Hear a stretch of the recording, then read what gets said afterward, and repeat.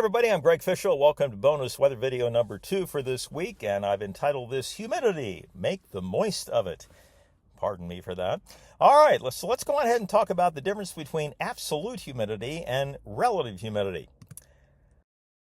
So the example I'm going to use here is going to imagine that we have a cup or a container, okay?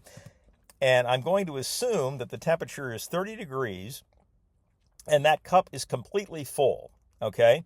So the relative humidity in that case would represent 100%. In other words, 100% of that cup is completely full. Now, for every 20 degrees, or approximately every 20 degrees that you warm the atmosphere, you double the capacity for it to hold water vapor. So let's double the size of that cup and increase the temperature to 50 degrees. Now, the relative humidity is 50%, the same amount of moisture in the air, okay? But because the temperature is 20 degrees warmer and its capacity to hold water vapor has doubled, then that same amount of water, or whatever is in there, is only occupying half of the container. Now, let's raise the temperature to 70 degrees and double the size of that container. Now, that same amount of water vapor is only occupying 25% of the cup or the container, okay? So we've gone from 100% to 50% to 25%. Now let's go up to 90 degrees, another 20 degrees, double the size of that container. And now that same amount of water vapor that we started off with at 30 degrees gives us a relative humidity of 12.5%, okay?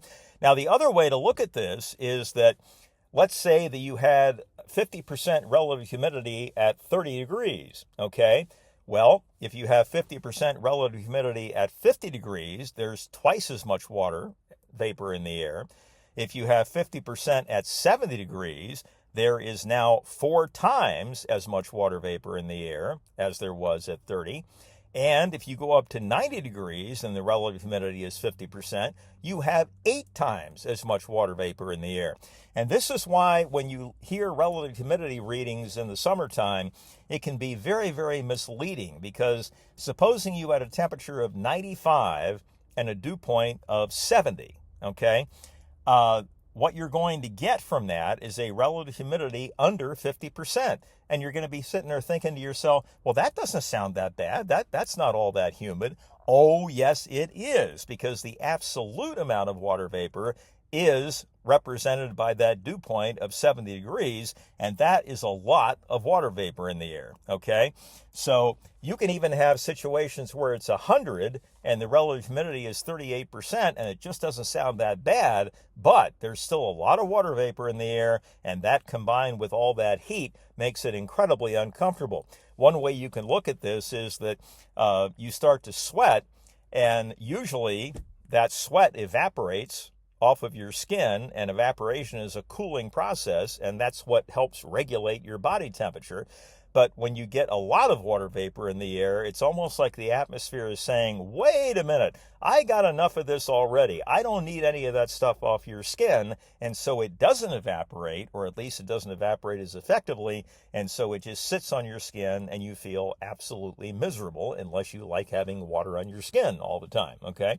So relative humidity can be a very, very misleading number, especially when it comes to comfort, and hopefully these examples here have demonstrated that point. All right, folks, that's bonus weather video number 2 for this week. Hope you found that interesting and educational. The next bonus video will be coming up on Monday, as will the next daily update. As I mentioned earlier, I will be taking tomorrow off, but I will be back on Monday. So you all take care, folks, and we'll talk to you soon. See you later.